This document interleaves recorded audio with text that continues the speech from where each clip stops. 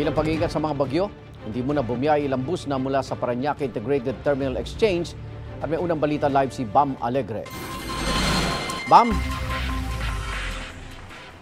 Igan, good morning. Dahil sa bagyo, sinispinde muna ng LTFRB ang biyahe ng mga bus at mga truck papuntang Visayas at Mindanao. Kasama na riyan ang mga biyaheng papasada mula rito sa Parañaque Integrated Terminal Exchange o PITX. Nagulat ngayong umaga ang pasaherong si Marvin Hulong na malaman niyang wala siyang masasakyang bus pauwi ng Leyte ngayon. Naghihintay pa kasi ng abiso ang mga bus company na biyaheng Visayas at Mindanao kung kailan sila makakabiyahe ulit.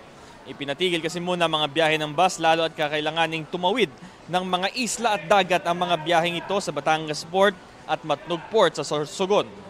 Binabantayan ngayon na magiging epekto ng bagyong Ophel pati ang nakasunod na bagyong Pepito. Pakinggan natin ang pahayag ng pasaherong si Marvin Hulong pati ang dispatcher na si Melchor Sabsaban.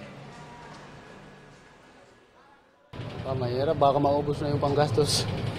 Sa ngayon, naghintay po kami na update ng LTRB sa pag-lift nila ng cancellation. Yun lang po hinihintay.